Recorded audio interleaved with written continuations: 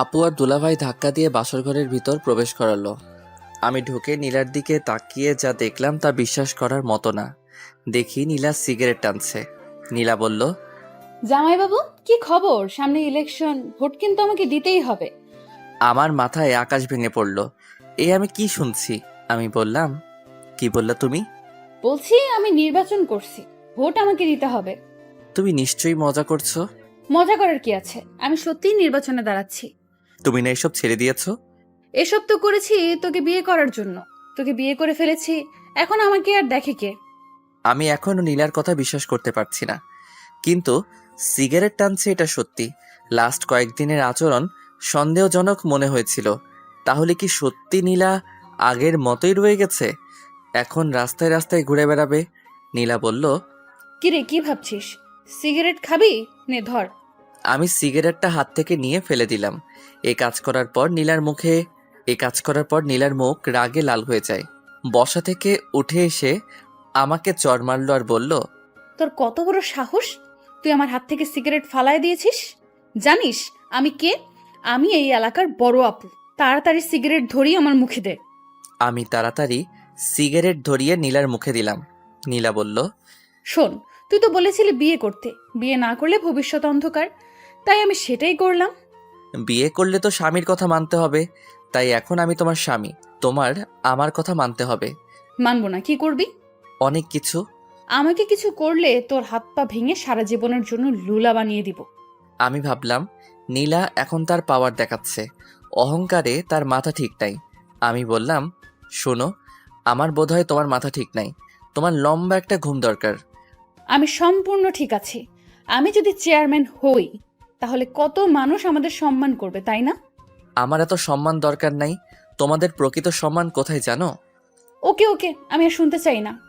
নীলা, তোমার কি হয়েছে? কি সুন্দর কথাবার্তা ছিল তোমার, কথার মধ্যে আলাদা একটা জাদু ছিল, হঠাৎ করে সব পাল্টে গেল। আমার বোধহয় তোমার মাথা ঠিক নাই, এখন তোমার ঘুম দরকার। কি? আমার মাথা ঠিক নাই? এই বলে ঠাস করে আমাকে চড় মেরে দিল। ব্যথার কারণে কাঁদি নাই, কষ্টের কারণে চোখ দিয়ে পানি চলে আসলো। আমি নীলার পায়ে ধরে বললাম, নীলাপু, তুমি আমাকে মেরে ফেলো, কিন্তু আমার মা বাবার সাথে কটু কথা আর খারাপ ব্যবহার করো না। ওকে, পা ছাড়। না, তুমি ওয়াদা করো আমার কথার বিরুদ্ধে গেলে তাদের সাথে নরম ভাষায় কথা বলবা। ওকে, বলবো। আমি খেয়াল করলাম নীলার পায়ে ধরাতে নীলা কেমন যেন মোচড় দিয়ে উঠল। যতক্ষণ পায়ে ধরে রাখছিলাম ততক্ষণ বড় বড় শ্বাস নেয়। আমি পা ছেড়ে এক কোণায় গিয়ে বসলাম। কিছুক্ষণ কোনো কথা বললাম না। আমি বললাম, আমার ঘুমে ধরেছে, আমি ঘুমিয়ে যাই। এই সময় গয়না কে খুলবে? কেন, তোমার হাত আছে না? আমি একটা বালিশ আর খেতা নিয়ে নিচে শুয়ে পড়লাম। নীলা বলল, ওপরে শো। না, তোমার সাথে শুব না। কেন? চিন্তা ভাবনা করে দেখো। আমি এই বলে নিচে বিছানা করে শুয়ে পড়লাম। নিচে কার্পেট আছে, বালিশ আর খেতা দিয়ে শুয়ে পড়লাম। আপু দুলাভাই কম্বল দেয় নাই। ভাবছে আজ রাতে এমনিতেই গরম থাকবো, কম্বল লাগবে না। আমি নিয়ত করলাম যতদিন পর্যন্ত নীলা আমার কথা মতো না চলবে ততদিন আমি নীলার শরীর টাচ করব না। আর যদি বেশি বাড়াবাড়ি করে তাহলে অন্য ব্যবস্থা করব। ভাবছিলাম আজ নীলার ২৭ বছরের জীবনের একটা কষ্টের ইতি ঘটতে যাচ্ছে, কিন্তু না, সেই কষ্টটা আরও দীর্ঘমেয়াদী হলো। নীলার মুখটা আমার চোখে ভাসছে। মন চাচ্ছে এখন গিয়ে মনের ইচ্ছা মতো কিস করার জন্য, কিন্তু সেটা সম্ভব না। যেদিন পর্যন্ত আমার পায়ে ধরে মাপ না চাইবে ততদিন পর্যন্ত কোনো স্পর্শ নাই। যদি পরকীয়া করে করুক, পরদিন অন্য মেয়ে নিয়ে আসবো। যেহেতু ২৭ বছর কোনো পরকীয়া করে নাই, মনে হয় না সামনে করবে। এসব কথা ভাবতে ভাবতে কখন যে ঘুমিয়ে পড়লাম। সকালবেলা ঘুম থেকে উঠে দেখি নীলা পাশে আমাকে জড়িয়ে ধরে ঘুমিয়ে আছে বিছানার উপর। আমি সাথে সাথে উঠে পড়লাম। নীলাও উঠে পড়ল আর বলল, কি হলো, উঠে পড়লি কেন? তোমাকে কে বলেছে আমার সাথে শুতে? আমার মন চাইছে তাই। থাকো তুমি তোমার মন নিয়ে। আমি চলে গেলাম ওয়াশরুমে। ওয়াশরুম থেকে বের হয়ে টেবিলে পড়তে বসলাম। কিছুক্ষণ পড়লে মা ডাক দিল খেয়ে যেতে। খাইতে গেলাম। মা জিজ্ঞেস করলো, নীলা কই? আসে নাই? না। আসবো নে। মা আবার রুমে গেল, গিয়ে নীলাকে নিয়ে আসলো। আমি খাওয়া দাওয়া করে চলে গেলাম রুমে। একটা কথাও বললাম না, খেয়ে চলে আসলাম। বিছানায় শুয়ে মোবাইল টিপছি। নীলা চা আনলো, বলল, এই নে চা। টেবিলে রাখো। নীলা টেবিলে রাখলো। নীলা বলল, আমি বাইরে যাব। যেখানে মনে চাই যাও, আমাকে জিজ্ঞেস করার কি আছে। দেখলাম নীলা রেডি হয়ে বাইরে চলে গেল। আমিও পিছে পিছে বের হলাম, কারণ সে আমার বউ। সবচেয়ে বড় কথা হলো আমি তাকে ভালোবাসি। নীলা এলাকার কয়েকজন ছেলের সাথে দেখা করলো, তাদের সাথে অনেকক্ষণ কথা বলল। আবার নীলা বাড়ির দিকে হাঁটা ধরলো। আমি দোকানে গিয়ে সিগারেট ধরাইলাম, খেয়ে বাসায় আসলাম। দেখি নীলা ঘর ঝাড়ু দিচ্ছে। আমি বিছানায় শুয়ে পড়লাম। নীলা আমার দিকে আর চোখে তাকাচ্ছে, দেখে আমি কিছু বলি কিনা। কিন্তু না, আমি একটা কথা বলবো না। যতদিন পর্যন্ত এসব না ছাড়বে, এভাবে মানসিক কষ্ট পেয়ে যাবে। ঝাড়ু দিয়ে আমার পাশে শুইল। আস্তে আস্তে নীলা একটা হাত আমার শরীরে রাখলো। আমি যত বিরক্ত আছে সব বিরক্ত নিয়ে নীলার দিকে তাকালাম। নীলা হাত সরিয়ে নিল। আমি উঠে কাপড় নিয়ে ওয়াশরুমে চলে আসলাম। ভাবলাম আমার কথা মানবে না, আবার আমার কাছ থেকে সুখের আশা করে। এত সোজা না দুনিয়াটা। আমি দেখলাম নীলার কয়েকটি কাপড় ভিজানো আছে, সেগুলো ধুয়ে দিলাম। আমি গোসল করে কাপড়গুলো নিয়ে ছাদে চলে গেলাম। ছাদে গিয়ে কাপড় নেড়ে আসলাম। এসে দেখি নীলা ওয়াশরুমে মনে হয় গোসল করছে। আমি টেবিলে বসে বই ঘাঁটছি। ভাবছি এক রুমে দুই মানুষ, একজনের সাথে আরেকজন কথা বলে না। নীলা ওয়াশরুম থেকে গোসল করে বের হলো, নতুন এক শাড়ি পরে, যেটা দেখে আমার মাথা পুরো গরম হয়ে গেল। নীলা কাপড় নেড়ে বিছানায় বসে চুল আঁচড়াইতেছে, আর আমি লোভাতুর দৃষ্টিতে নীলার দিকে তাকিয়ে রইলাম। তার কোমরের একাংশ দেখা যাচ্ছে। আমি কাশতে কাশতে বাথরুমে চলে গেলাম। আধা ঘন্টা পর বের হলাম। বের হয়ে দেখি জমিয়ে মার সাথে আড্ডা দিচ্ছে। দিনটা কেটে গেল, সারাদিন কেউ কারোর সাথে কথা বলি নাই। রাতের বেলা আমি পড়তেছি, নীলা শুয়ে শুয়ে মোবাইল টিপছে। কতক্ষণ পড়লাম জানি না। নীলা বলল, হইছে, আর পড়তে হবে না, এবার ঘুমা। তোমার বলা লাগবে না। আমি আস্তে আস্তে বিছানায় শুয়ে পড়লাম। নীলা আমার পাশে শুইল। আমি বললাম, নীলা, এসব নির্বাচন কি দরকার আছে? চলো আমরা নিজেরা সুন্দর একটা সংসার করি। দেখ, নির্বাচন সম্পর্কে আমাকে কিছু জিজ্ঞেস করবি না। ওইটা তো বাইরে, এখন তো আমরা দুজন একসাথে। এখনো তুমি আমার থেকে অনেক দূরে। এই বলে আমি বালিশ নিয়ে নিচে চলে আসলাম। আমি কি করব বুঝতে পারছি না। আজকে নীলাকে অনেক সুন্দরী দেখাচ্ছে। আমার মন বলছে এমন একটা মেয়েকে আমার মন চাচ্ছিল। কেন জানি মনে হচ্ছে সে কাছে থেকেও অনেক দূরে। মা বাবা যদি জানতে পারে নীলা নির্বাচন করবে, তাহলে কি যে হবে আল্লাহ জানে। সবচেয়ে বেশি কষ্ট পাবে মা। এর আগে নীলাকে আটকাতে হবে। কেমন জানি একটা আওয়াজ আসছে, মনে হচ্ছে কেউ কাঁদছে। নীলা কাঁদছে, বুঝছি নীলা কষ্টে কাঁদছে। আমি বুঝতে পারছি না কি করব। নীলার কাছে গিয়ে নীলাকে সান্ত্বনা দিব, চাইলেই সম্ভব। কিন্তু না, আমি তা করছি না। কাঁদুক, ইচ্ছে মতো কাঁদুক, বুঝুক তার জীবন আমি কতটা গুরুত্বপূর্ণ। অনেকক্ষণ হয়ে গেল, এখনও কাঁদছে। এখন আমার নিজেরও খারাপ লাগছে। আমি উঠে নীলার শরীরে হাত রেখে বললাম, নীলা। নীলার সাথে সাথে আমাকে জড়িয়ে ধরলো। আমিও জড়িয়ে ধরলাম নীলাকে। দেখি নীলার চোখে পানি আমি মুছে দিলাম। নীলার শ্বাস আমার মুখে আসছে, তার শরীর থেকে মিষ্টি একটা গন্ধ আসছে। আমি ভাবলাম আর আগানো যাবে না। আমি ঘুমের ভান করে সারা শরীর ভার ছেড়ে দিলাম বিছানায়। নীলা আমাকে জড়িয়ে ধরে ঘুমিয়ে পড়ল। তারপর আমিও ঘুমিয়ে পড়লাম। সকালবেলা উঠে দেখি নীলা আমাকে জড়িয়ে ধরে শুয়ে আছে। আমি উঠে আস্তে আস্তে ওয়াশরুমে চলে গেলাম। বের হয়ে দেখি নীলা উঠে গেছে। আমি পড়তে বসলাম। পড়ে খাওয়া দাওয়া করে ভার্সিটি চলে আসলাম। ভার্সিটি অনেকেই জানে না আমি যে বিয়ে করেছি, আর আমি কারোর সাথে এতটা ক্লোজ না। আমার ফ্রেন্ড বলতে সবাই, আবার কেউ না। যে সময় যার কাজ লাগে। ভার্সিটি শেষ করে বাসায় আসলাম। এসে দেখি বাবা চলে এসেছে। আমি আমার রুমে গেলাম, দেখি নীলা বাসায় নেই। আমি মাকে জিজ্ঞেস করলাম, নীলা কোথায়? মা বলল আমি যাওয়ার সাথে সাথে বের হয়েছে, যে আর আসে নাই। বাবা আমাকে ডাকছে। আমি বাবার কাছে গেলাম। আব্বা বলল, মুরাদ, আমার চাকরির মেয়াদ শেষ হয়ে যাবে আগামী মাসে। ভালো হয়েছে। এখন কতদিন বিশ্রাম নেন? বিশ্রাম নিলে তোরা খাবি কি? তোরও তো কোনো চাকরির ব্যবস্থা নাই। হুম। শুন, আমার মাথায় একটা বুদ্ধি এসেছে। তোর মার সাথে এ বিষয়ে কথা বলেছি, তোর মা হ্যাঁ বলেছে। কি? আমার চাকরির মেয়াদ শেষ হলে পেনশনের যে টাকা পাবো সেটা দিয়ে আমি দেশের বাড়িতে একটা বাড়ি করি আর বাজারে একটা দোকান নিয়ে বসি। আমরা তো সারা জীবন ভাড়াটিয়ায় থেকে গেছি। আমি ভাবলাম কথাটা খারাপ না। এদিকে আগামী মাস আসতে আর 6 দিন বাকি, আর নির্বাচন আসতে আরও 2 মাস বাকি। নীলার বাবা আমাকে অনেক টাকা ক্যাশ দিয়েছে, আমি একটা টাকাও নিতে চাই নাই। খুশিতে আমাকে দিয়েছে নীলাকে বিয়ে করার জন্য। সেখান থেকে টাকা দিলে বাড়িতে একটা বাড়ি আর একটা ব্যবসা সুন্দর করে আসবে। আর এদিকে বাবা মাও জানবে না নীলা যে নির্বাচন করছে, আমিও লেগে যাব চাকরির খোঁজে। এসব কিছু চিন্তা করে বললাম, আপনার বুদ্ধিটা ভালো, আপনার পেনশনের টাকা দিয়ে হবে সব কিছু। দেখি হয় কিনা, না হলে ধার করতে হবে। ধার করা লাগবে না, শ্বশুরবাড়ি থেকে যে টাকা পেয়েছি সেটা দিয়েই হবে। ওকে। তোমার অফিসে চাকরির কোনো পোস্ট খালি আছে? না। তাহলে আমি আগামীকাল থেকে লেগে পড়ি চাকরির খোঁজে। তাই কর। আমি রুমে এসে ভাবতে লাগলাম নীলা কোথায় গেল। নীলার মার কাছে ফোন দিলাম। হ্যালো আম্মা, কেমন আছেন? ভালো। বাবা, তুমি কেমন আছো? ভালো। আম্মা, নীলা বলছিল বাড়ির কাছে এক বান্ধবীর বাসায় যাবে, সে কি আপনার এখানে এসেছে? না তো। ওকে, তাহলে বোধহয় এসে পড়বে। আমি ফোন কেটে দিলাম। নীলাকে ফোন দিলাম, ধরছে না, কেটে দিচ্ছে। আমি কি করব কিছু বুঝে পাচ্ছি না।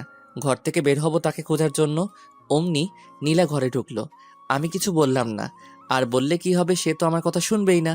এরপরেও আমি জিজ্ঞেস করলাম, কোথায় গিয়েছিলে? বাড়িতে গিয়েছিলাম। ও, মিথ্যা কথা ভালোই বলতে পারো। যেখানে মনে চায় সেখানে যাব, তোকে বলতে হবে? এমন কথা শুনে আমার মেজাজ গরম হয়ে যায়। আমি কানে কানে গিয়ে বললাম, রাতে তাহলে কাঁদিস, তোর খবর আছে। দেখবো না তুই কি করস। ওকে। মা নীলাকে ডাক দিল। নীলা চলে গেল। আমি একটু বাইরে বের হলাম। একটা চায়ের দোকানে গিয়ে সিগারেট নিলাম। কোথা থেকে জানি এক ছেলে এসে জিজ্ঞেস করলো, কি ভাই, কি খবর? আমি চিনতে পারলাম সাজিদ। এই তো আছি। তোমার আর বড় আপুর বলে বিয়ে হয়েছে? হুম। তুমি কি করে বড় আপুকে পটিয়ে বিয়ে করে ফেললে? আমার ভাবতে অবাক লাগছে। আরে ভাই, কপালে আছে। সেটাই, তোমার বউ তো নির্বাচনে পাশ করব। সত্যি? তুমি জানো না, আজকে যে বক্তৃতা দিছে অর্ধেকের বেশি মানুষ তার পক্ষে চলে এসেছে। তাই নাকি? ধুর ভাই, আপু আপনার কাছে কিছুই বলে না? কোথায় বক্তব্য দিয়েছে? আপনি জানেন না, ওই সামনের মোড়ে। এত আয়োজন, এত কিছু, এসবের খরচ কে দিয়েছে? বড় আপু। ধুর ভাই, আপনি আমার কাছ থেকে চালাকি করে কথা জেনে নিচ্ছেন। আপু জানতে পারলে আমাকে মারবে। ধুরু ভাই, বসো। মামা বেনসন দাও তো। মামা এসে সিগারেট দিল। আমি বললাম, আমার একটা কাজ করতে পারবা? আপুর বিরুদ্ধে আমি কিছুই করতে পারবো না। আরে বোকা, সে তো আমার বউ, আমি তার বিরুদ্ধে কি বলবো? শোনো, তুমি শুধু বলবা সামনে কোথায়, কোন জায়গায় তোমাদের বড় আপু বক্তব্য দেয়। কি করে বলবো? ফোন করে। ফ্ল্যাক্সির টাকা? 500 টাকা দিয়ে বললাম, এবার হবে। হুম। সাজিদ চলে যায়। আমি বাসায় আসি। এসে পড়তে বসলাম। দেখি নীলা খুব হাসি খুশি। রাতের খাবার খেয়ে আবার পড়তে বসলাম। আমি আর নীলা একটা কথা বলি না, কারণ এখনো নীলা আমার কথা শুনছে না। আজকে কত মানুষের সামনে বেপর্দা হয়ে কথা বলল। আমার শরীরটা শুধু জ্বলছে। সবাই তো নীলার দিকে লোভাতুর দৃষ্টিতে তাকিয়ে রয়েছে। এটা তো আমি বুঝি। ভাগ্যে নির্মম পরিহাস, নীলা যদি আমার কথা শুনতো। এদিকে নীলা শুয়ে শুয়ে মোবাইল টিপছে আর একটু পরপর হাসি দিয়ে ওঠে। আমি নীলাকে জিজ্ঞেস করলাম, নীলা, তুমি যে নির্বাচন করছো, এত টাকা কোথা থেকে? আমার জমানো টাকা। আর একটা টাকাও খরচ করো না, এসব টাকা রেখে দাও। ভবিষ্যতে দেখবে তোমার সন্তানের জন্য অনেক কাজে লাগবে। আমার না মা হওয়ার অনেক ইচ্ছা। তুমি মা হওয়ার যোগ্যতা নেই। তুই যদি মা হওয়ার, বেচারা ছোট বাচ্চাটা শুধু কষ্ট পাবে। আমি মা হলে বাচ্চাটাকে সারা দিন বুকের কাছে আগলে রাখতাম। শুনছি তুমি বলে নির্বাচনে জিতবে, আর এদিক দিয়ে যদি তুমি মা হও তাহলে কি হবে? তুমি সারাদিন কাজে এখানে সেখানে ঘুরে বেড়াবে, আর এদিকে বাচ্চাটা তোমার বুকের এক ফোঁটা দুধের জন্য কান্না করবে। আমি এসব দেখতে পারবো না। আমি মা হলে সারা দিন তাকে বুকে আগলে রাখবো। নীলা আজকে একটা সাদা ড্রেস পরেছে, বাংলায় যাকে বলে প্লাজো। আর যেহেতু নীলা শুয়ে আছে, তাই নীলার হাঁটু অবধি প্লাজো উঠে আছে। নীলার এই সুন্দর পা দেখে আমার অবস্থা খারাপ। আমি আস্তে আস্তে কাছে গেলাম, গিয়ে নীলার পাটা ঢেকে দিলাম। আমি বললাম, নীলা, আমি তোমাকে অনেক ভালোবাসি। আমিও তোকে অনেক ভালোবাসি। তাহলে তুমি আমার কথা শুনছো না কেন? আমি একটা প্ল্যান হাতে নিয়েছি, সেই প্ল্যানটা আমি যে করেই হোক কমপ্লিট করব। নীলা, তুমি কেন বুঝছো না? যদি মা বাবা জানতে পারবে তুমি নির্বাচন করছো, তাহলে বুঝতেই পারছো মা কতটা কষ্ট পাবে। যেই মাকে তুমি বিয়ার কথা বলাতে মা সাথে সাথে রাজি হয়ে যায়, তোমাকে কতটা বিশ্বাস করে। একটু ভুলের জন্য সব শেষ হয়ে যাবে। আমাকে একজন বলছে, একজনে অনেক কথা বলবে, এসব কথায় কান্না দিতে। সকল স্বামী তার স্ত্রীর ভালো চায়, আমি কখনো তোমার খারাপ চাই না। নীলা, এসব হলো ছেলে মানুষের কাজ। তোমার উচিত আমাদের সংসার কিভাবে সুন্দর করা যায় সেটা চিন্তা ভাবনা করা। যা তো এখান থেকে তুই, আমার ভালো লাগছে না। আমি জানি নীলা, আজকে তুমি কোথায় গিয়েছো। জানলে ভালো। কেন নীলা, তোমার কি একটু জানের ভয় নেই? আছে। তাহলে এত মানুষের সামনে বেপর্দা হয়ে কিভাবে কথা বললে? আমি অনেকক্ষণ প্র্যাকটিস করেছি। আর আমাকে কি কেউ মেরে ফেলবে নাকি? তুমি একা একা চলো, আমার ভয় করে। তাহলে তুই আমার সাথে চল। নীলা, তুমি আমাকে ভালোবাসো? হুম। যদি আমি তোমাকে ছেড়ে চলে যাই তাহলে তুমি কষ্ট পাবে না? ছেড়ে চলে যাবে মানে? যেখানে যাস সেখান থেকে তোকে বের করে আনবো। হুম। নীলার এমন কথা শুনে আমার চোখ দিয়ে পানি পড়ছে। এ কি, তুই কাঁদতেছিস কেন? তোমার কথা শুনে কাঁদছি। তোর কষ্টটা বল। হয়তো তোমার সুখের দিনে আমি থাকবো না, আর আমার সুখের দিনে তুমি থাকবে না। কেন? ইস নীলা, তুমি যদি আমার কথা বুঝতে, আমি তোমার সাথে না থাকতে পারলেও তোমার ছায়া হয়ে থাকবো। মানে? মানে বুঝতে হবে না, এখন ঘুমাও, আমি বালিশ নিয়ে নিচে আসবো। নীলা বলল, ওপরে শো, নিচে অনেক ঠান্ডা। ওকে। আমি নীলার উল্টো দিকে মুখ ফিরে শুয়ে রইলাম। ঘুম আসছে, ঘুমিয়ে পড়লাম। নীলার যে করেই হোক নির্বাচনে দাঁড়াবে এবং পাশ করেও নিজের নাম সারা দেশে ছড়িয়ে দিবে। এখন যদি যে কোনো বাতাসে উপেক্ষা করবে, রাস্তাঘাটে হাঁটলে কত সম্মান করবে মানুষ। মুরাদের আবদার নীলা বুঝতে পারে, কিন্তু নীলাকে নির্বাচনে দাঁড়াতেই হবে। নীলা ভাবছে, নীলা নির্বাচনে পাশ করলে মুরাদ দেখবে তার কত সম্মান। তার আগে যেভাবেই হোক তাকে টিকে থাকতে হবে। নীলা আবার ভাবে সে কোনো ভুল করছে না তো, কিন্তু লোকের সমর্থনে সব ভুলে যায় নীলা। নীলা বুঝতে পারছে মুরাদ খুব কষ্ট পেয়েছে। মনে মনে নীলা ভাবে আর মাত্র 2টা মাস, তারপর দেখতে পাবে তোমার আর কোনো কষ্ট থাকবে না। নীলারও ঘুম পাচ্ছে। নীলা জানে এখন মুরাদের শরীরে হাত দিলে মুরাদ রাগ করবে, তাই নীলা মুরাদের শরীর ঘেঁষে ঘুমানোর চেষ্টা করলো। আস্তে আস্তে নীলা মুরাদের শরীরটা জড়িয়ে ধরলো। শেষমেশ মুরাদকে জড়িয়ে ধরে ঘুমিয়ে পড়ল। সকালবেলা ঘুম থেকে উঠে দেখে মুরাদ পড়ছে। নীলা অনিচ্ছা সত্ত্বেও কেন জানি পিছন থেকে জড়িয়ে ধরলো। মুরাদও নীলার হাতটা নিয়ে নীলার হাতে চুমু খেলো। আর কিছুক্ষণ পর নীলা ওয়াশরুমে চলে আসলো। একেবারে গোসল করে বের হলো। ছাদে কাপড় নাড়তে যাবে। 3তলা থেকে 4তলায় উঠলো। 4তলায় এক মহিলার কাণ্ড দেখে নীলা থমকে যায়। দেখলো একটা বাচ্চা ছেলেকে চোখে চোখে মুখে চুমু দিয়ে বলল, যাও বাবা, বাবার সাথে স্কুলে যাও। আর বাচ্চাটা বলল, বাই মা। যাওয়ার সময় বাচ্চাটা মার গালে চুমু খেলো। শেষমেশ টাটা দিতে দিতে বাচ্চাটা চলে গেল। নীলা পুরো কাজটা দেখলো। দীর্ঘ একটা শ্বাস ফেলে মনে মনে বলল, ইস, আমার যদি এরকম একটা বাচ্চা থাকতো। পেটের দিকে হাত দিয়ে পেটের মধ্যে হাত বুলিয়ে দেয় নীলা। মুরাদ, তুই কেন বুঝতে পারস না আমার মনের কথা? আমাকে একটা বাচ্চা দে, কসম করে বলছি। তার কোনো কষ্ট আমি হতে দিব না। নীলা আবার ভাবে, মুরাদ হয়তো ঠিকই বলেছে, এসব তো ছেলে মানুষের কাজ। আমার কাছে তো ঘরের ভেতর। আমি 2-3টা বাচ্চা নিয়ে সুখের ঘর করব। নীলা নিচে এসে দেখলো মুরাদ কলেজে চলে গেল। নীলা নিয়ত করে ফেলেছে এসব বাদ দিয়ে মুরাদের কথা মতো চলবে। নীলা ঘর থেকে বের হলো অফিসে গিয়ে নিজের পথ বাতিল করতে। বাসা থেকে বের হয়ে হাঁটা ধরলো। কিছুক্ষণ যাওয়ার পর কোথা থেকে জানি এক মেয়ে এসে বলল, আপু আপু, আমার বাড়ির সামনে। প্লিজ আপু, আমার সাথে একটা ছবি তুলেন। বলতে পারবো আমি চেয়ারম্যান আপুর সাথে ছবি তুলেছি। সবাই আমাকে বস মানবে। প্লিজ আপু। ওকে ওকে, তুলো। মেয়েটা ছবি তুলে বলল, আমার আপনাকে খুব ভালো লাগে। আমার ফ্যামিলির সবাই আপনাকে ভোট দেবে। Thank you. হেঁটে কেন, রিক্সা দিয়ে যান। আসলে শরীরটা বেড়ে যাচ্ছে তো তাই। ওকে আপু, চলেন আপনাকে এগিয়ে দিই। চলো। মেয়েটা আর নীলা হাঁটছে। সামনে দিয়ে যে যায় সেই লম্বা করে একটা সালাম দেয়। নীলা হাসি মুখে তাদের বিদায় দেয়। আরও কিছুক্ষণ হাঁটার পর 6-7টা মেয়ে নীলাকে ঘিরে ধরল। আরও 10-12 জন ছেলে এসে হাজির হলো। পুরো একটা দল হয়ে গেল। এক সময় মিছিল শুরু হয়ে গেল। মিছিলের মধ্যে আরও মানুষ যোগ দিতে থাকে। পরে মোটামুটি বড় একটা মিছিল হয়ে যায়। অনেকক্ষণ সবাই বড় আপুর পক্ষে মিছিল করে। এক জায়গায় এসে এক রেস্টুরেন্টে নিয়ে সবাইকে কিছু খাওয়াইয়া তাদের বিদায় দিল। নীলা বাড়িতে চলে আসে। এসে ফ্রেশ হয়ে শুয়ে ভাবতে লাগলো কোথা থেকে কি হয়ে গেল। যে জায়গায় গিয়ে না করে আসবে এসবের মধ্যে আমি আর নাই, সেখানে গিয়ে বড় এক মিছিল করে আসলো। এত মানুষের সারা কিভাবে নীলা ফেলে দিবে? এখন কত সম্মান, পরে না জানি কত সম্মান হবে। বের হলেই মানুষ ঘিরে ধরবে, তখন মুরাদ বুঝতে পারবে আমি কেন এত কষ্ট করেছি। তখন হয়তো মুরাদ আমাকে একটা বাচ্চা নেওয়ার সুযোগ দিবে। আমি নীলার মনের ভিতর ঢুকে যাওয়ার চিন্তা ভাবনা করছি। নীলার সব কাজে রেসপন্স করব, কিন্তু আসল কাজটা করব না। আমি বুঝতে পারছি এইভাবে নীলার সাথে আর বেশি দিন থাকা যাবে না। ভার্সিটি থেকে এসে দেখি নীলা ঘুমাচ্ছে, তার মায়াবী মুখটা কি সুন্দর করে তাকিয়ে আছে।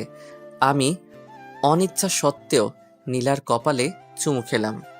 নীলা পাশ ফিরে আবার শুয়ে পড়ল। আমি ফ্রেশ হয়ে নীলাকে ডাক দিলাম, নীলা আমার খিদা লাগছে। দাঁড়াও, আমি নিয়ে আসছি। নীলা একটু পর আমার জন্য খাবার নিয়ে আসে, আমি খেলাম। আমি বললাম, নীলা তুমি আজকে মিছিল করেছো? হুম, কেন? যাতে নির্বাচনে পাশ করতে পারি। ওকে, তাহলে তুমি নির্বাচন নিয়েই থাকো। মুরাদ, রাগ করিস না, আমি এখান থেকে বের হতে পারবো না। ওকে, তোমার যা ইচ্ছা তাই করো। আমি বিকালের দিকে ছাদে গেলাম, গিয়ে দেখি জ্যোৎস্না। আমি বললাম, জ্যোৎস্না আপু কেমন আছেন? ভালো, তুমি? ভালো। কেমন চলছে তোমার দিনকাল? এই তো মোটামুটি।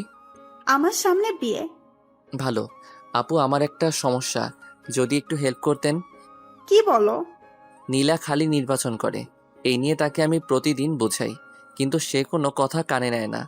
আপনি যদি একটু হেল্প করতেন। যে তার স্বামীর কথা শুনে না, তাহলে অন্য আরেকজনের কথা কি শুনবে? তারপরেও একটু কথা বলে দেখবেন। ওকে। আমি যাই। হুম। আমি চলে আসি। কি করব কিছুই মাথায় আসছে না। এইভাবে এক সপ্তাহ চলে গেল। বাবা গ্রামে চলে যায়। গ্রামের বাড়িতে নতুন বাড়ি হলে মাও চলে যাবে। নীলা জিজ্ঞেস করলে বলি বাড়িতে বেড়াতে গেছে। আমি এই বিষয় নীলার কাছ থেকে সম্পূর্ণ গোপন রাখি। আর সে নির্বাচন নিয়ে ব্যস্ত, এদিকে টাইম দেওয়ার কোনো প্রশ্নই আসে না। নীলাকে কেমন জানি লাগে, তার সাথে কথা বলা, হাসাহাসি এখন আর ভালো লাগে না। এখন কেন জানি নীলাকে বিরক্তিকর মনে হয়। আমি আস্তে আস্তে নীলার সাথে কথা বলা কমিয়ে দিলাম। ওই তো আগামীকাল সারাদিন নীলার সাথে একটা কথা বলি নাই। বুঝতেই পারছেন এটা কতটা কষ্টকর। নীলাকে অনেক বোঝালাম, শেষমেশ যেই কদু সেই লাউ। আমি ভাবলাম নীলার মা বাবার সাথে এই বিষয়ে কথা বলতে হবে। আমি সময় করে চলে আসি নীলার বাড়িতে। দেখি তার মা বাবা দুজনেই বাড়িতে। হঠাৎ নীলাকে ছাড়া আমাকে দেখে তারা অবাক হয়ে যায়। নীলার মা বলল, বাবা, তুমি এমন সময় একা? নীলা কোথায়? নীলা বাড়িতে, আম্মা আব্বা কিছু কথা আসছিল। নীলারে নিয়ে একটা সমস্যা হচ্ছে। কি সমস্যা? আসলে নীলা খালি নির্বাচন নির্বাচন করে, এই সারাদিন নির্বাচন নিয়ে বাড়ির বাইরে ব্যস্ত থাকে। কত যে বললাম এসব ছেড়ে দিতে, আমরা সুন্দর করে সংসার সাজাই, কিন্তু কে শুনে কার কথা। আপনারা দুজন যদি একটু বলতেন এসব ছেড়ে দিতে, তাহলে খুশি হতাম। আসলে বাবা কি বলবো, সে ছোটবেলা থেকেই স্বপ্ন দেখে আসছে এই এলাকায় নির্বাচন করবে, তাই সে ছোটবেলা থেকে টাকা জমাইছে। তোমার অসুবিধা হলে আমরা অবশ্যই নীলাকে বুঝাবো। ধন্যবাদ। আমি নীলার বাড়ি থেকে খাওয়া দাওয়া করে বাসায় আসলাম। এসে দেখি নীলা ঘরের ভিতর নাচতেছে। আমি মুচকি হাসি দিলাম। আমি বললাম, এত খুশি কেন? সবাই বলছে আমি পাশ করব। ঘরের বাইরে বের হলে কত মানুষ আমাকে ঘিরে ধরে। সেটা তো ধরবেই, কারণ তুমি অনেক সুন্দরী, আর সুন্দরের পূজা করে সবাই। সুন্দরী বলে না, আমি চেয়ারম্যান হব বলে।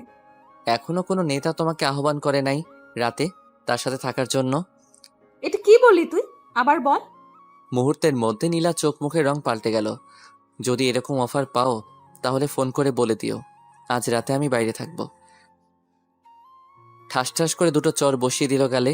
আমি বললাম, সত্যি কথা বললে কারো সহ্য হয় না। নীলা কেঁদে দেয়। কেঁদে কেঁদে আমাকে জড়িয়ে ধরে বলে, তুই এমন কথা বলিস না। এই নীলা শুধু তোর, নীলার সব তোর, নীলার যৌবন রূপ সব তোর, এসব কিছু তোর জন্য। নীলা আমার একটা হাত নিয়ে তার গালে দিল। খুব কষ্ট হচ্ছে নীলা, এর একটা কিছুই আমি পাবো না। এসব কিছু কয়েকদিন পর পথের মানুষের কাছে চলে যাবে। এমন কথা মুখে আনিস না মুরাদ, আমি তোরে ভালোবাসি, তোকে ছাড়া আমি বাঁচবো না। তুই এমন কথা আর বলিস না। প্লিজ নীলা, তুমি এসব ছেড়ে চলে আসো, প্লিজ প্লিজ। তোমার আর আমার জন্য সুন্দর একটা জীবন অপেক্ষা করছে, এসব ছেড়ে দাও। নীলা কিছু বলছে না। আমি আস্তে আস্তে নীলার গালে ধরে নীলার ঠোঁটের কাছে আমার ঠোঁট নিয়ে আস্তে আস্তে লাগিয়ে দিলাম। নীলা চোখ বন্ধ করেছে। নীলা আমার মাথাটা চেপে ধরলো তার ঠোঁটে। আমি পাগলের মতো কিস করছি নীলাও। নীলার শ্বাস ভারী হচ্ছে।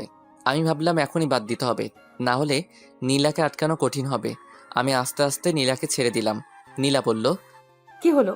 ভালোই তো লাগছিল, আবার ধর। মনে হয় মা ডাকছে। এই বলে আমি সোজা ঘর থেকে বেরিয়ে আসলাম। নীলা বুঝতে পারছে না কি বলবে, শুধু তাকিয়ে রইল। আমি ভাবলাম লাভ নাই, যতদিন না পর্যন্ত ওইসব ছাড়বে না ততদিন পর্যন্ত আমাকে পাবে না। আমি 2-3 জায়গায় চাকরির জন্য নিবন্ধন করলাম। এসব বিষয় নীলার কাছে গোপন রাখলাম। তাকে বলে কি করব? আমি বাইরে যাওয়ার সাথে সাথে নীলা ঘর থেকে বের হয়ে পড়ে। আর কি বলবো, এসব কিছু নীলার কাছে গোপন রাখলাম। আমি সোজা বাইরে আসলাম, এসে সিগারেট খেলাম, খেয়ে রুমে ঢুকলাম। রুমে ঢুকলে নীলা বলল, তুই আমার বাবা মার কাছে বিচার দিয়েছিস কেন? মনে চেয়েছে। দেখ, আমাকে নিয়ে প্রতি দোকানে এখানে সেখানে সব জায়গায় কথা হয়। তারা বলে আমি জিতলে এলাকার উন্নতি হবে, এলাকায় শান্তি থাকবে। এসব মানুষের কথা আমি কি করে ফেলে দিতে পারি? আমি ছাড়তে পারবো না। ভালো, তোমার যদি মনে চাই করো, মনে থাকে যেন। পরে যখন কেঁদে কেঁদে আমাকে জোরে চিল্লাই চিল্লাই ডাকবে তখন আমাকে পাশে পাবে না। নীলা, তুমি এখন বাচ্চা মেয়ে না, ভালো মন্দ বিচার করার বিবেক তোমার মাথায় আছে। হায় রে কপাল আমার, আমারই দোষ কেন যে সুন্দরীর পাগল হলাম। যদি জ্যোৎস্নাকে অথবা তানহাকে বিয়ে করতাম তাহলে কতই না সুখী হতাম। এই বলে রুম থেকে বের হয়ে আসলাম। সোফায় এসে টিভি দেখতে লাগলাম। কিছুক্ষণ পর মা এসে বলল, আগামীকাল বাবা আসবে। দিনটা কেটে গেল নীলার সাথে, আর কথা বলি নাই। পরদিন বাবা এসে আমাকে ডাকা শুরু করলো। আমি গেলাম বাবার কাছে। একটা কাগজ ঢিল দিয়ে বলল, এসব কি মুরাদ? আমি কাগজ ধরে দেখি নীলার নির্বাচনের পোস্টার। তার মানে বাবা জেনে গিয়েছে নীলা নির্বাচন করছে। বাবা আবার বলল, কোথায়? তোর বউ কোথায়? আস্তে বাবা, আমার কথা শোনো। কি শুনবো? আমি জানি নীলা নির্বাচনে দাঁড়াচ্ছে। কি বললি তুই? নীলা নির্বাচনে দাঁড়াচ্ছে? তার কত সাহস! তাড়াতাড়ি তার মাকে ফোন দে। এমন অলক্ষী মেয়ে আমাদের দরকার নেই। শোনো, আমি তোমাদের বুঝিয়ে বলি। বাবা, আমি জানি না যে নীলা নির্বাচনে দাঁড়াচ্ছে। বাসরাতে সে আমাকে বলে, তখন যা হওয়ার হয়ে গেছে, এখন তার কিছু করার নাই। আমি নীলাকে অনেক বোঝালাম, কিন্তু কে শুনে কার কথা। আব্বা মা যা হওয়ার হয়ে গেছে, তোমরা কোনো টেনশন করো না, আমি বিষয়টি দেখছি। তোর বউ যেন আমার সামনে না পড়ে। ওকে, আমি দেখছি। আমি চলে আসলাম। দেখি নীলা চুপচাপ বসে আছে আর আমার দিকে আর চোখে তাকাচ্ছে। আমি হাসি মুখে বললাম, তোমাকে কিছু বলবো না, তোমার যা মনে চাই করো। নীলা কিছু বলল না। আমি চুপচাপ বেলকনিতে গিয়ে বাইরে তাকিয়ে রইলাম। নীলা আমার পাশে এসে দাঁড়ালো আর বলল, তোকে আমি কষ্ট দিতে চাইনি মুরাদ। আমার কষ্ট তো কিছুই না। মা আর বাবা অনেক দুঃখ পেয়েছে তোমার এই অপ্রত্যাশিত কাজে। সরি। সরি বলে কি লাভ? সরি বললে কি আর তুমি এসব থেকে ফিরে আসবে? তুমি তো বুঝতে পারছো না সবাই তোমাকে কি সম্মান করবে। বলবে দেখো দেখো চেয়ারম্যানের জামাই। সব ছেলেরা তোমাকে দেখে হিংসা করবে। নীলা, তুমি এখনো ছোট রয়ে গেছো। আমার জায়গায় যদি অন্য কেউ থাকতো তাহলে এতদিনে তুমি এতদিনে কি? চেয়ারম্যান হয়ে যেতে। আমি যে ভালো সেই জন্য তোমাকে বাধা দিচ্ছি। শুনো, এখন তুমি গিয়ে আমার মায়ের কাছে আর বাবার কাছে মাপ চাইবা। বলবা আর আমি নির্বাচনে দাঁড়াচ্ছি না। বলবো না। বলবা না? না না না। আমি আমার হাত উঠাইলাম চর দিতে, কিন্তু কোনো এক টানে আর পারলাম না চর মারতে। নীলা বলল, মারলি না চল, দেখতাম তোর কত সাহস। এখন যদি আমি একটা ফোন করি তাহলে শত শত ছেলে চলে আসবে। আমি চাইলে তোকে মেরে বুড়িগঙ্গা নদীতে ফেলে দিতে পারি। আমি মোবাইল দিয়ে বললাম, এই নাও, এখন তোমার ছেলেদের ফোন দাও, তারা আসুক, এসে আমাকে মেরে বুড়িগঙ্গায় ভাসায় দিক। তুই কি ভাবছিস আমি পারবো না? তুমি আবার না পারতে পারো। আমি কানে কানে গিয়ে বললাম, পারলে করে দেখা। আমি সেখান থেকে চলে আসলাম। আমার আর ভালো লাগছে না। এখন থেকে আর নীলার সাথেই শুবো না। আজ 1 সপ্তাহ হলো নীলার সাথে শুই না। আমি আমার মতো, নীলা নীলার মতো। এদিকে আমার চাকরির ইন্টারভিউর জন্য কল আসলো। এদিকে বাবা মা চলে গেল গ্রামের বাড়িতে। যাওয়ার আগে নীলাকে কয়েকবার বললাম বাবা মার কাছে মাপ চাইতে, কিন্তু কে শুনে কার কথা। এখন আমি আর নীলা একা। আমি ইন্টারভিউ দিলাম। আমার আগের রেজাল্ট ভালো ছিল বলে চাকরিটা হয়ে গেল, কিন্তু সমস্যা একটাই, বাসা থেকে অনেক দূরে। আমি সকালে যাই, বিকালে আসি। নীলা ভাবে আমি ভার্সিটিতে যাই। কিছুদিন পর সন্ধ্যার সময় বাসায় ঢুকলাম। দেখি নীলা আর 5 জন ছেলে, 1 জন মেয়ে বসে আড্ডা দিচ্ছে। তাদের একজনের হাতে সিগারেট, নীলাও সিগারেট খাচ্ছে।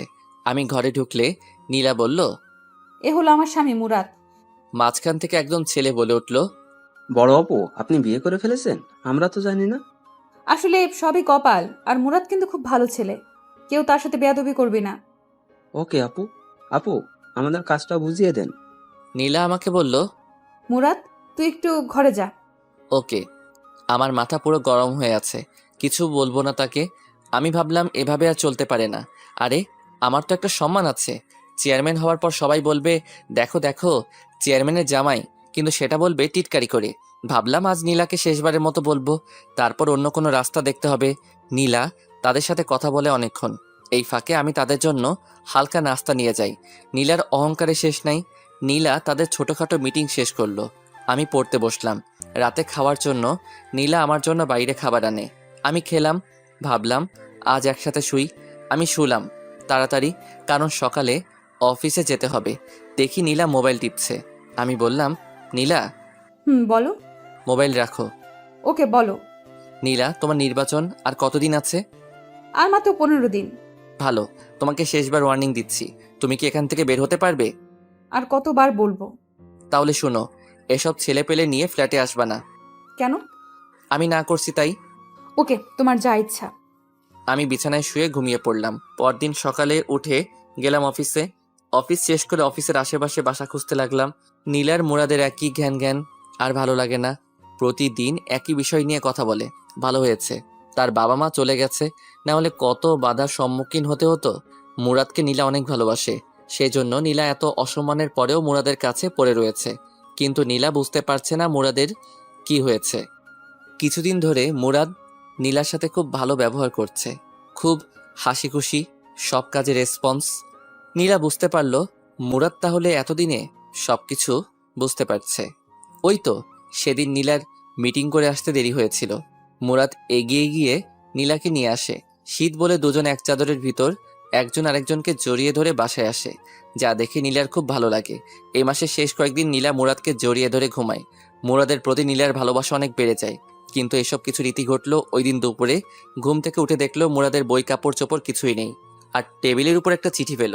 নীলা উঠে পুরো রুম দেখলো, তেমন কিছুই নেই। কয়েকটা বই আর কিছু কাপড় চোপড় পরে আছে, সেগুলো পুরাতন। আলমারি খুলে দেখলো মুরাদের কিছুই নেই। তাহলে কি মুরাদ চলে গেল কোথায়? নীলা জোরে জোরে মুরাদ বলে ডাক দিল, তার শব্দই আবার ফিরে আসলো। পুরো ফ্ল্যাট চেক করলো, প্রয়োজনীয় সবকিছু আছে।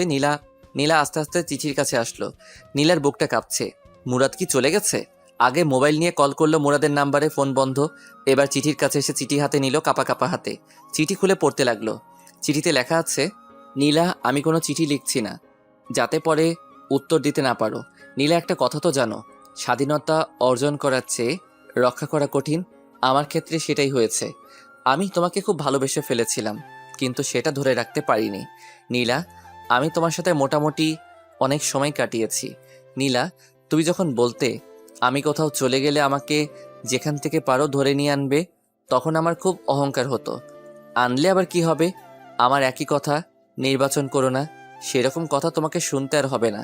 আমি চলে গেলাম। এখন তুমি নির্বাচনে বেশি ফোকাস করতে পারবে।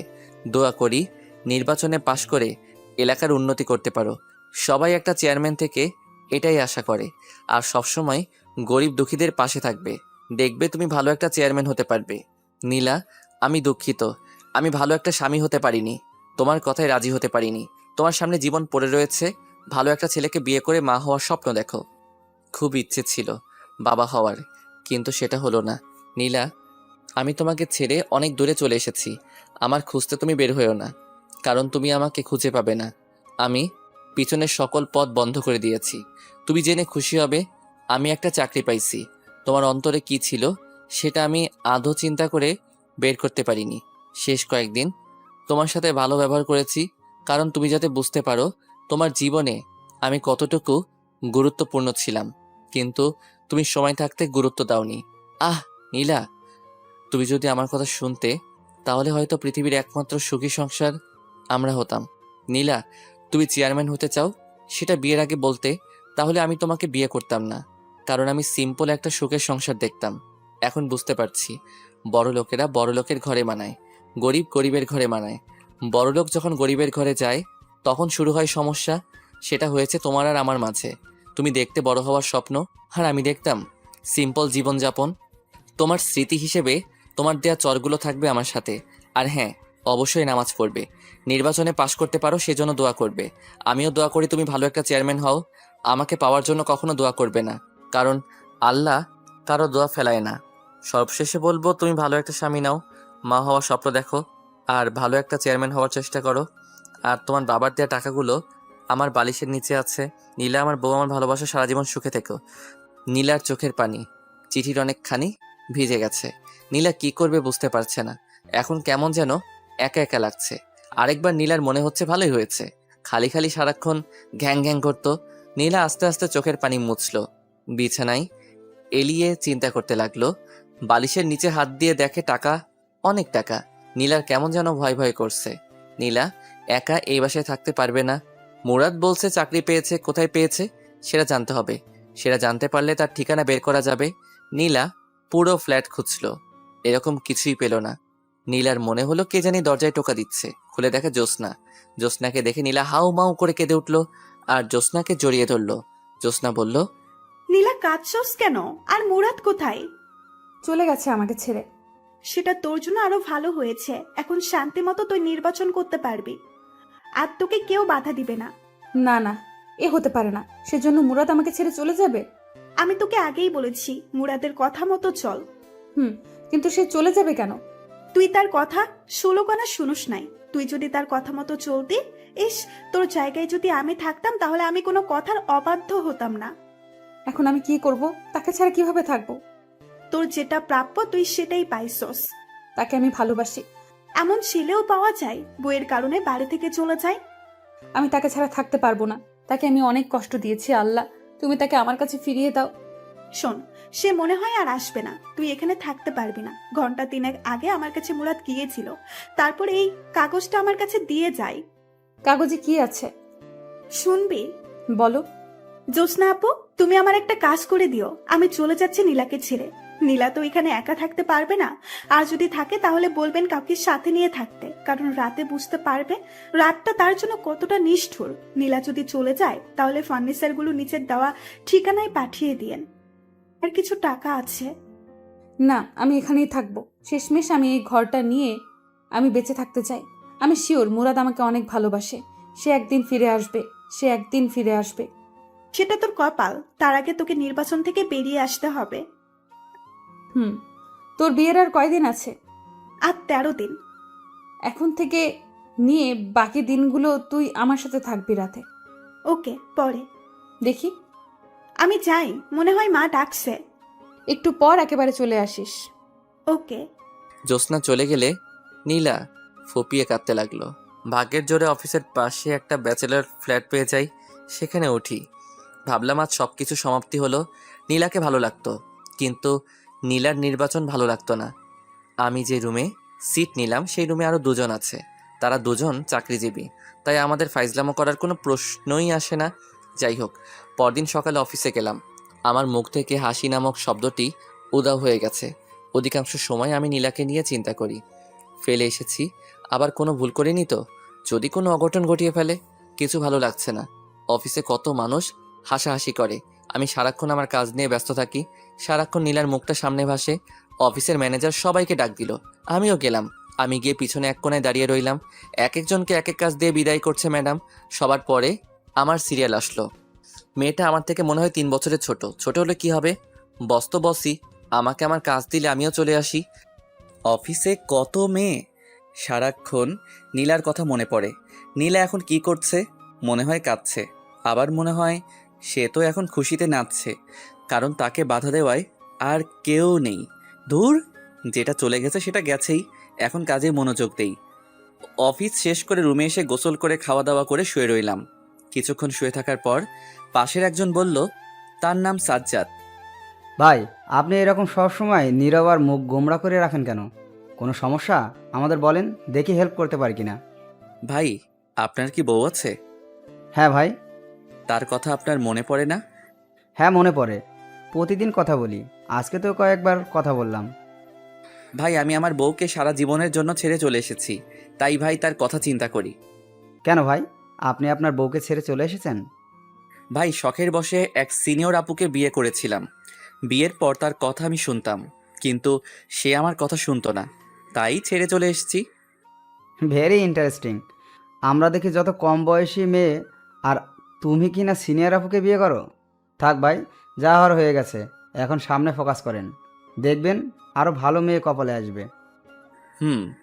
আমি পড়তে বসলাম, কারণ আমাকে ভার্সিটি শেষ করতে হবে। এটা বেসরকারি, যে কোনো সময় চাকরি চলে যেতে পারে। পরদিন অফিসে গেলাম, সারাদিন অফিস করলাম, কারোর সাথে কথা বলিনি। সবাই টিফিন করে আর আমি নীলার কথা চিন্তা করি। সে কি এখনো ঠিক আছে নাকি? আমি নেই বলে কারোর সাথে কামে লিপ্ত হয়েছে? না না, নীলা এরকম মেয়েই না। ভাবলাম নীলাকে একটা নজর দেখে আসবো, আগামীকালই যাব। অফিস শেষ করে চলে আসব। এক লোক এসে খবর দিল ম্যানেজার ডাকছে। আমি অফিসে গেলাম। ম্যাডামকে দেখে আমার মেজাজ গরম হয়ে যায়। ম্যাডাম, এটা কোনো কাপড় পরলো? একটা টাইট জিন্স আর টাইট শার্ট, ঠোঁটে লিপস্টিকে ভরা, চুলগুলো মাথায় পাহাড় করে রেখেছে। আমি লজ্জায় মাথা নিচু করে দাঁড়িয়ে রইলাম। নীলাকে আমি জিন্স অবস্থায় 2 দিন দেখেছি, তারপরেও প্রথম প্রথম। আর সবসময় নর্মাল পোশাক পরতো, যার কারণে নীলাকে আমার অনেক ভালো লাগতো। আর শাড়ি পরা অবস্থায় দেখলে মনে হতো, রিয়ান ভাইয়ের কথাটা, কোন গ্রহ থেকে এসেছো তুমি, যেখানে শুধু রূপের চর্চা করা হয়। এখন নীলার শাড়ি পরা মুখটা মনে হলে শরীরে কাঁপুনি দিয়ে ওঠে। বসেন। আমি মাথা নিচু করে চেয়ারে বসলাম। আবার বলল, মুরাদ ভাই, এখানে কি আপনার কোনো কাজ করতে অসুবিধে হচ্ছে? না। তাহলে সব সময় এমন মনমরা হয়ে থাকেন কেন? 2 দিন একেবারে বেশি। আমার মতে এই অফিসে আসার পর একমাত্র আমার সাথে আপনি কথা বলেছেন। কেন? কারণ জানতে পারি? না, আমি শুধু আমার কাজ করব। এমন মানুষ হয়? আপনার বাড়িতে দেখলাম আপনি বিবাহিত। আপনার ওয়াইফের সাথে কোনো সমস্যা হয়েছে? সেরকমই ধরতে পারেন। এটা কোনো সমস্যা হলো? সেজন্য আপনি যাওয়ার সময় তার সবচেয়ে বেশি পছন্দের জিনিসটা নিয়ে যাবেন। দেখবেন সব ঠিক হয়ে যাবে। আমি চলে আসলাম। হিসাব করে দেখলাম নির্বাচনের আর মাত্র কয়েকদিন বাকি। পরদিন অফিস বন্ধ, তাই সময় করে রাতে এলাকায় আসলাম, যাতে কেউ না চিনতে পারে। শীতের রাত, মুখে মাফলার জ্যাকেট বেঁধে, সাথে মাথায় ক্যাপ দিয়ে রাস্তায় হাঁটছি। হাঁটতে হাঁটতে বাসার সামনে গেলাম। বাসার নিচে দাঁড়িয়ে আর চোখে বেলকনিতে তাকাচ্ছি। দেখি বাতি জ্বালানো, তার মানে নীলা এখানেই আছে। সে কি কাঁদছে নাকি হাসছে, সেটা যদি দেখে যেতে পারতাম। অপেক্ষা করি, যদি বেলকনিতে আসে। বেশি অপেক্ষা করতে হলো না, না চাওয়ার চেয়ে বেশি পেয়ে গেলাম। যেটা দেখে নীলার আসল মুখোশ উন্মোচন হয়ে গেল। দেখি 3 জন ছেলে আর 4 জন মেয়ের সাথে নীলা হাসতে হাসতে বের হচ্ছে, যেটা দেখার জন্য আমি মোটেও প্রস্তুত ছিলাম না। আমি ভাবলাম আমার ধারণা সব ভুল। আমি ভাবছিলাম নীলা বোধহয় মন খারাপ করে বসে আছে, কিন্তু না, নীলা নীলার মতো নির্বাচনের কাজ করছে। থাকুক সে তার নির্বাচন নিয়ে, আমি থাকি আমার মতো। আর নীলার চিন্তা মাথায় আনবো না, এলাকার নাম মুখে নিব না। আমি মন খারাপ করে বাসায় চলে আসলাম। সারা রাত ঘুম নাই। কি করব? আমি নীলাকে ছেড়ে চলে আসলাম, অথচ আমি বেশি কষ্ট পাচ্ছি। আর এদিকে নীলা খুশিতে শেষ। শখের বসে গিয়েছিলাম সিনিয়র মেয়েকে বিয়ে করতে, আবার সে বলে এলাকার ডন। এমন ফালতুমি আমার কপালে জুটল। সে বলে আমার বউ। দূর, ঘুমাই। এসব চিন্তা করতে করতে কখন যে ঘুমিয়ে যাই। এদিকে নীলা কাঁদতে কাঁদতে চোখ ফুলিয়ে ফেলেছে, কারণ মুরাদকে ছাড়া নীলার এক মুহূর্ত ভালো লাগে না। সারাদিন ঘরে নীলা একা, কিছু ভালো লাগে না, খাওয়া দাওয়া ঠিক মতো করে না। এখন নীলা মুরাদের অভাব হাড়ে হাড়ে টের পাচ্ছে। 2 দিন ধরে নীলা নির্বাচনের কোনো কাজে যাচ্ছে না, কারণ তার মন ভালো না। কি বলবে গিয়ে নীলা? ওই দিন রাতে নীলাকে তার সাথের লোকেরা দাওয়াত দিল। নীলা বলে দিয়েছে আসতে পারবে না, কিন্তু হলো কি, রাতে কয়েকজন বাসায় এসে হাজির। তাদের জোড়াজড়িতে নীলা তাদের সাথে গেল। সেখান থেকে এসে জ্যোৎস্নাকে কল দিল। জ্যোৎস্না আসলো। রাতে জ্যোৎস্নার সাথে ঘুমাই। 2 জন শোয়ার পর জ্যোৎস্না বলল, এসব তুই ছাড়বি? এসব ছাড়লে দেখ মুরাদ তোর কাছে ফিরেও আসতে পারে। সত্যিই মুরাদ আবার আমার কাছে ফিরে আসবে? যখন শুনবে তুই আর নির্বাচনে দাঁড়াচ্ছিস না, তখন বুঝতে পারবে তুই মুরাদের কথা শুনছস। কি করে বুঝবো? সে কি এই দেশে আছে নাকি নাকি নতুন বিয়া করে ফেলছে? এই বলে নীলা কেঁদে দিল। নীলা, কাঁদিস না, তার জন্য দোয়া করবেন। সে যেন ভালো থাকে। দেখবি একদিন ঠিকই আল্লাহ তোদের দুজনকে মিলিয়ে দেবে। নীলা ফুপিয়ে ফুপিয়ে কাঁদছে আর মোবাইল থেকে ছবি বের করে মুরাদকে দেখছে। এসব দেখতে দেখতে কখন যে ঘুমিয়ে যায়। সকালে উঠে নীলা নামাজ পড়ে আল্লাহর কাছে অনেক কান্নাকাটি করে মুরাদকে ফিরিয়ে দেওয়ার জন্য।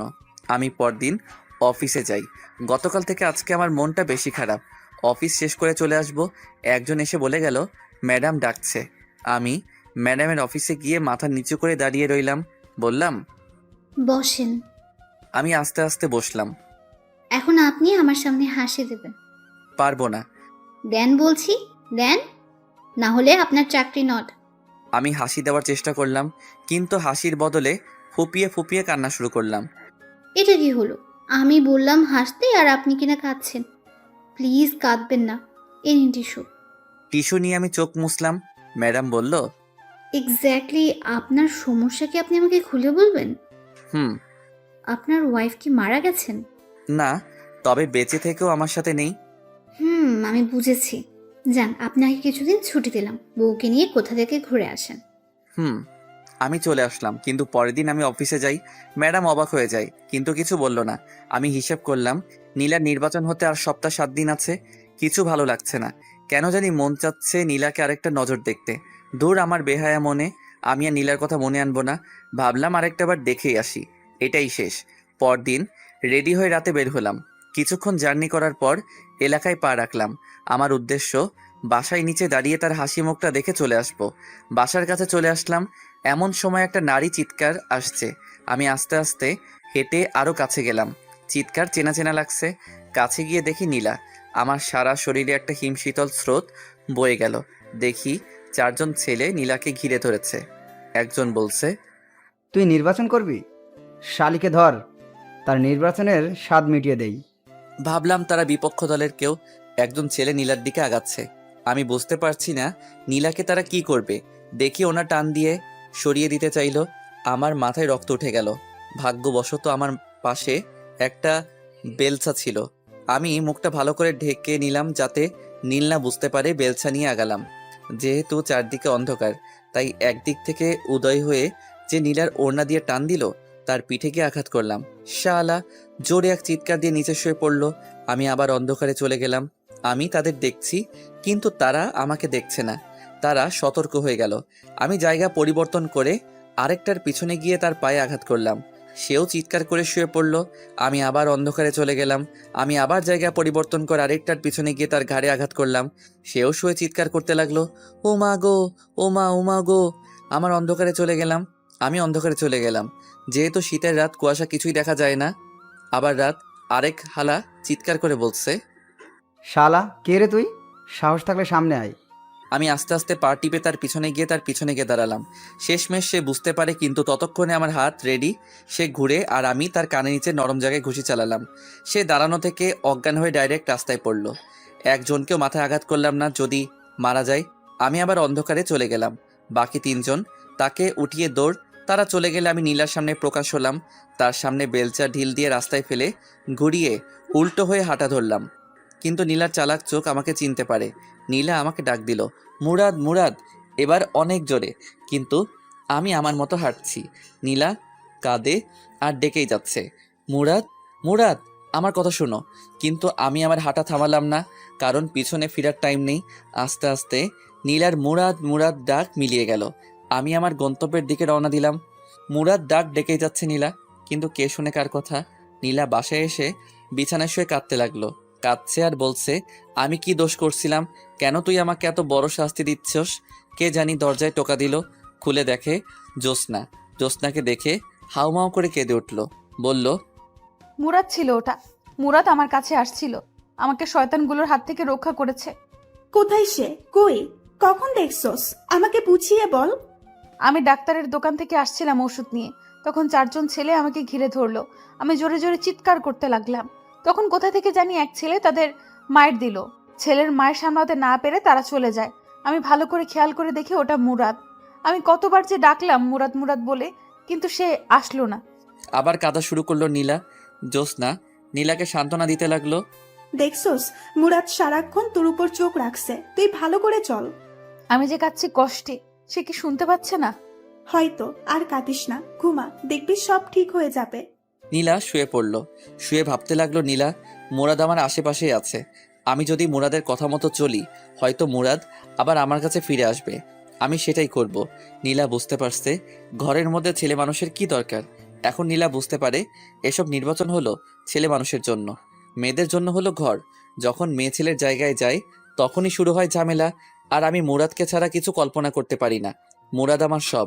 এসব চিন্তা করতে করতে নীলা ঘুমিয়ে যায়। পরদিন ওঠে। এভাবে 5 দিন চলে যায়। নির্বাচনের আর 2 দিন আছে, কিন্তু মুরাদ আর আসে না। শেষমেশ নীলা নির্বাচন থেকে অব্যাহতি নেয়, কারণ তার দরকার মুরাদকে। আর নির্বাচন না করলে মুরাদ আসবে। মুরাদকে নিয়ে নীলা বাকিটা জীবন পার করে দিতে চায়। আজ 5 দিন হয়ে গেল, আমি ওই দিনের ঘটনা ভুলতে পারছি না। নীলার মুরাদ মুরাদ ডাকটা কেন জানি এখনো আমার কানে বাজছে। আমার মন বলছিল, যা গিয়ে তোর ভালোবাসাকে জড়িয়ে ধর, কিন্তু আমার পা সামনে হেঁটে চলে এসেছে। নীলাকে আমার অনেক মায়া লেগেছে, কারণ নীলা আগের থেকে অনেক শুকিয়ে গেছে। কেমন যেন নীলার মুখে সেই লাবণ্যতা নেই। আমি বুঝতে পারছি নীলা অনেক কষ্টে আছে, কিন্তু এত কষ্টের পরেও কি নীলা নির্বাচন ছেড়ে আমার কাছে মাপ চাইবে? আমার মা বাবার কাছে মাপ চাইবে? কে জানি। 6 দিনের মাথায় আমি অফিস শেষ করে চলে আসছি। এক লোক এসে বলল, ম্যাডাম ডাকছে। ম্যাডামের নাম তানিয়া। আমি অফিসে গেলে ম্যাডাম বলল, আপনার নাম কি? মুরাদ। আপনার ওয়াইফের নাম কি? সেটা না বললে হয় না? বাড়ি কোথায়? নরসিংদী। ওকে যান। আমি ম্যাডামের কাজ করবার কিছুই বুঝলাম না। নির্বাচনের 2 দিন পর গেলাম এলাকায় শিওর হতে নীলা নির্বাচনে পাশ করেছে কিনা। আমি এলাকায় ঢুকে এক লোককে জিজ্ঞেস করলাম, ভাই এই এলাকার চেয়ারম্যান কে? আগে যে ছিল সে। মানে তাহলে আপনাদের বড় আপু নির্বাচনে পাশ করে নাই? আরে ভাই, আর বললেন না। কত আশায় ছিলাম বড় আপু পাশ করলে এলাকার অনেক উন্নতি হবে, কিন্তু হলো কি, নির্বাচনের 2 দিন আগে বড় আপু নির্বাচন থেকে অব্যাহতি নেয়। পরে আর কি হবে, আগে যে আছে সেই পাশ করে। আমি লোকটাকে ধন্যবাদ বলে চলে আসলাম। ভাবলাম তাহলে নীলা এতদিনে আমার কথা শুনছে, কিন্তু সে সময় থাকতে শুনেনি। অতএব আমি আর নীলার কাছে যাচ্ছি না। এদিকে নীলা একা হয়ে গেল, কারণ জ্যোৎস্নার বিয়ে হয়ে গেছে। নীলা রাতে কিভাবে থাকবে? বাড়িতেও নীলা কিছু বলে নাই।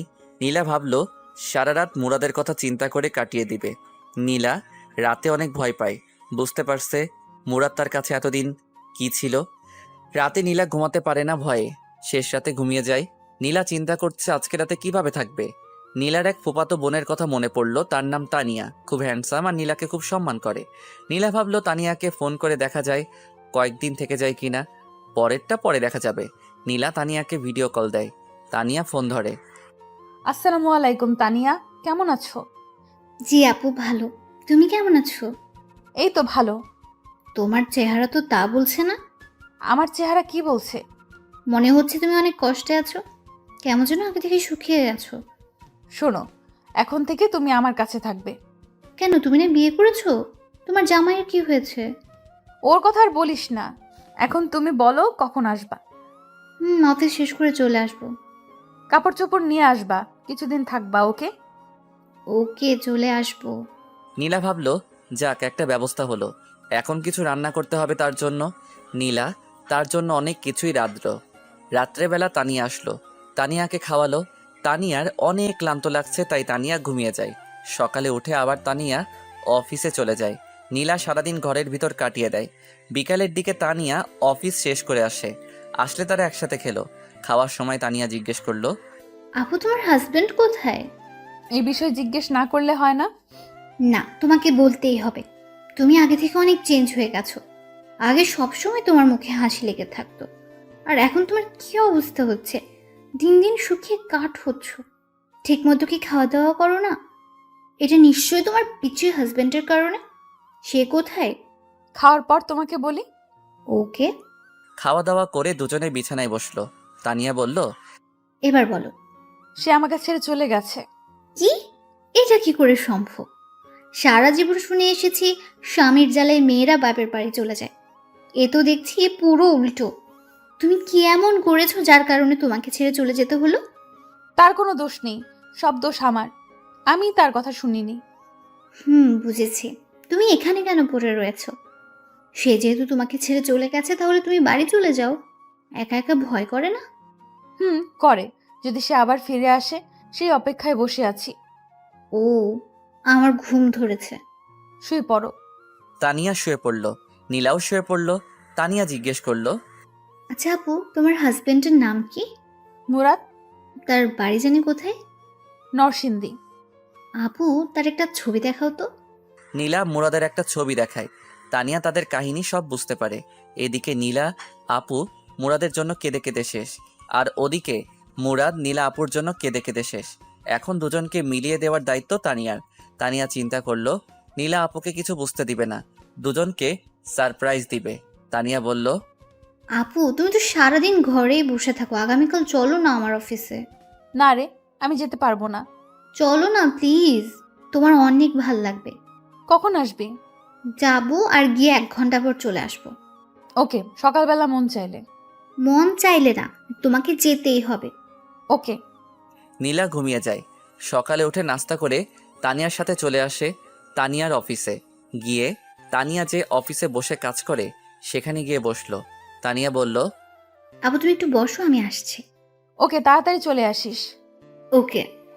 একটু বসলো নীলা। কে জানি অফিসে প্রবেশ করলো। নীলার পাশের চেয়ারে বসলো। নীলা মাথা নিচু করে বসে আছে, ভালো লাগছে না। একটু বসলো, ভাবলো উঠে বাইরে চলে যাবে, কিন্তু নীলার নাকে পরিচিত একজনের ঘ্রাণ আসছে। বুকের ভিতর কেমন যেন চিনচিন করে উঠল, মনে হচ্ছে পাশের লোকটার কাছ থেকে। নীলা আস্তে আস্তে মাথা উঁচু করে আর চোখে লোকটার দিকে তাকালো। তাকিয়েই অবাক হয়ে গেল, এ তো দেখি মুরাদ। নীলার চোখটা বিশ্বাসই করতে পারছে না। পাশে বসা ছেলেটা মুরাদ। নীলা কেন জানি বিশ্বাস করতে পারছে না পাশে বসা ছেলেটা মুরাদ। শিওর হতে ডাক দিল, মুরাদ, মুরাদ, মুরাদ। ডাকে আমার ঘুম ভেঙে যায়। স্বপ্নে দেখতেছিলাম নীলা আমাকে ডাকছে। চোখ খুলে দেখি সাজ্জাদ ভাই ডাকছে। বলল, ভাই কখন থেকে ডাকছি, উঠেন না। ভাই স্বপ্ন দেখছিলাম। আমি বুঝছি, স্বপ্নে দেখছিলা বউ তোমাকে ডাকছে, সেজন্য উঠতে মন চায় না। হুম, আপনি কি করে বুঝলেন? ভাই এমন আমার অনেক হয়েছে। ও, অভিজ্ঞতা আছে আপনার? হুম। আমি ফ্রেশ হয়ে খেয়ে অফিসে চলে আসলাম। একটু পর একজন এসে বলল, তানিয়া ম্যাডাম ডাকে। আমি অফিসের সামনে আসলে একজন বলল, ভিতরে গিয়ে বসতে, ম্যাডাম আসবে। আমি ভিতরে ঢুকে দেখি এক চেয়ারে একটা মেয়ে বসে আছে। আমি মেয়েটার দিকে না তাকিয়ে চুপচাপ বসে পড়লাম। অনেকক্ষণ হয়ে গেল, ম্যাডাম আসছে না, কিন্তু কেমন যেন একটা ঘ্রাণ আমার নাকে আসছে। কেন জানি মনে হচ্ছে এটা নীলার শরীরের ঘ্রাণ, তার মানে পাশের মেয়েটা নীলা। আমি তাকাতে যাব, কিন্তু ততক্ষণে মেয়েটা মুরাদ বলে ডাক দিল। আমি তাকিয়ে দেখি আসলেই নীলা। আমি যেন একটা শকড খেলাম। আমি কি বলবো কিছুই বুঝতে পারছি না, শুধু তাকিয়ে রইলাম। নীলাও আমার দিকে তাকিয়ে রয়েছে, কিছু বলছে না। অনেকক্ষণ পার হয়ে গেল। আমি খেয়াল করলাম নীলার মুখের রং পাল্টে যাচ্ছে। নীলা চেয়ার থেকে উঠে আমার শার্টের কলার ধরে কষিয়ে 2টা চড় দিল। আমি ফ্যাল ফ্যাল করে তাকিয়ে রইলাম, মুখে কথা বলার শক্তি হারিয়ে ফেললাম। নীলা অফিসের দরজা আটকে দেয়। বুঝতে পারছি আজকে আমার খবর আছে। দীর্ঘ 1 মাস পর আমাকে পেয়েছে, হাতে নাতে এত সহজে আমাকে ছাড়বে না। নীলা লাফ দিয়ে আমার মাথার চুল ধরে টেনে নিচে নামালো, আমাকে নুইয়ে আমার পিঠে মারতে থাকে আর বলতে থাকে, বল, বল কেন আমাকে ছেড়ে চলে আসলি? বল, বল কেন আমাকে ছেড়ে চলে আসলি? আমি কি দোষ করছিলাম? বলছি প্লিজ আর মেরো না। তুই না আমাকে ছেড়ে চলে আসছস, তাহলে বেঁচে আসছস কেন? তোমার কারণে। মিথ্যে কথা। তাহলে এত দিন আসিস নাই কেন? কারণ তুমি আমার কথা শুনো নাই। সেজন্য চলে আসবি তুই? পিঠে আরেকটি কিল দিয়ে আমাকে জড়িয়ে ধরলো আর কাঁদতে লাগলো। আমি বললাম, কাঁদছো কেন? এখন তো আমাকে পেয়ে গেছো। এটা তো সুখের কান্না। আমি ভাবতে পারি নাই আমি চলে যাওয়ার পর তুমি এতটা কষ্টে থাকবে। আমি ভাবছিলাম তুমি আরো হাসি খুশি ভাবে নির্বাচন কমপ্লিট করবে আর আমাকে সারা জীবনের জন্য হারাবে। আসলে তুই চলে যাওয়ার পর তোর মর্যাদা বুঝতে পারি। মুরাদ, তুই আমাকে ক্ষমা করে দে। আমি তোকে অনেক কষ্ট দিয়েছি। তুমি যদি প্রথমে আমার কথা শুনতে তাহলে হয়তো এতটা কষ্ট করতে হতো না। তুই আমাকে আবার ছেড়ে চলে যাবি? হুম, যদি আমার কথা না শুনো। ওকে। এখন আর কেঁদো না। হুম। তোমার শরীরের কি অবস্থা? কি সুন্দর পরীর মতো ছিল আমার নীলা, এখন শুকিয়ে কি হয়েছো? তোর জন্য আমার এই অবস্থা হয়েছে। তোমার ফার্স্ট কাজ হলো আমার মা বাবার কাছে ক্ষমা চাওয়া।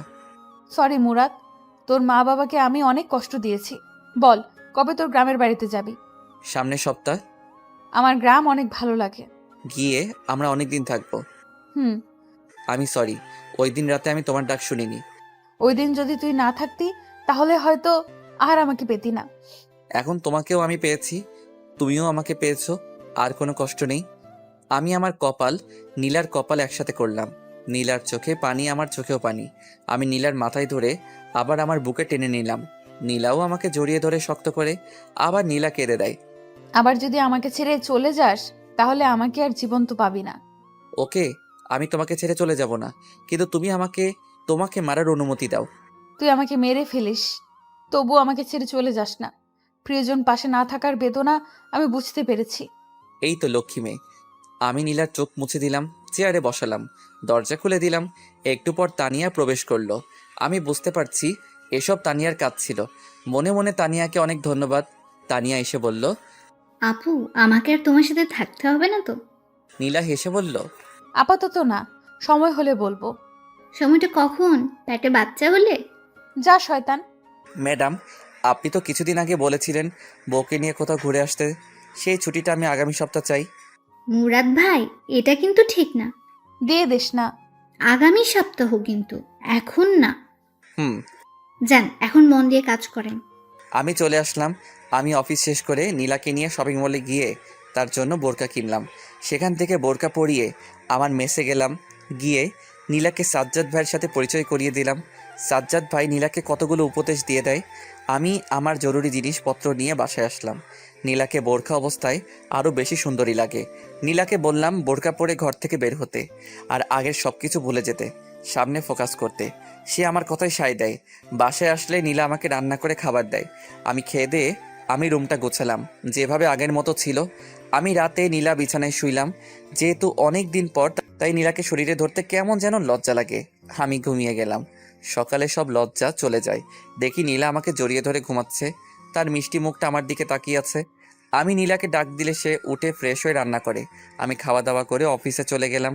অফিস থেকে এসে দেখি নীলা একটা গোলাপি কালার শাড়ি পরেছে, যেটা দেখে আমার মাথা এমনি ঠিক নেই, তাও আবার তার শরীর থেকে মিষ্টি একটা গন্ধ আসছে, আর তার একাংশ দেখা যাচ্ছে। আমি কোনো চিন্তা না করেই তার কোমরে ধরে তাকে টান দিয়ে বুকে আনলাম। তার মিষ্টি গোলাপি ঠোঁটে চুমুট প্রলেপ এঁকে দিলাম অনেকক্ষণ। নীলা আমাকে টেনে নিয়ে বিছানায় ধাক্কা দিয়ে ফেলে দেয় আর বলে, তুই না আমাকে অন্য একটা জগৎ থেকে ঘুরিয়ে নিয়ে আসবি?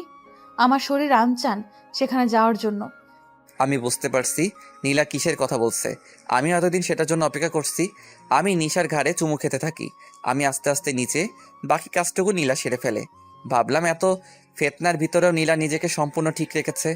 আমরা সন্ধ্যার সময় শুইলাম, উঠলাম। পরের দিন সকালে নীলা বলল, এই জিনিসটা এত মজা, এত সুখ আগে যদি জানতাম তাহলে আমি তোর কথার কখনো অবাধ্য হতাম না।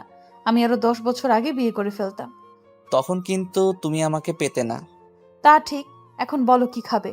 সেটাও বলে দিতে হবে। না, এখন না। আমি নাস্তা তৈরি করছি, খেয়ে দিয়ে অফিসে যাও। ওকে। আমি অফিসে চলে আসি। পরের সপ্তাহ আমরা গ্রামের বাড়ি আসি। সেখানে 1 সপ্তাহ থাকি। নীলা মা বাবার পায়ে ধরে মাপ চায়। নীলাকে ক্ষমা করে দেয়। সপ্তাহে একটা পরীক্ষা, তাই ভার্সিটি পরীক্ষা দিয়ে শেষ করলাম। আরও ভালো কোম্পানিতে চাকরির আবেদন করলাম। কিন্তু তানিয়ার রিকোয়েস্টে সেই অফিস থেকে গেলাম। কিন্তু আমার প্রমোশন হয়। আসা যাওয়ার জন্য নীলার বাবার কাছ থেকে একটা গাড়ি নেয় আমার জন্য। 1.5 বছর পর আমাদের একটা মেয়ে হয়। দেখতে নীলার মতো হয়েছে।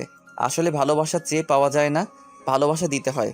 ভালোবাসা দিলেই তুমিও ভালোবাসা পাবে।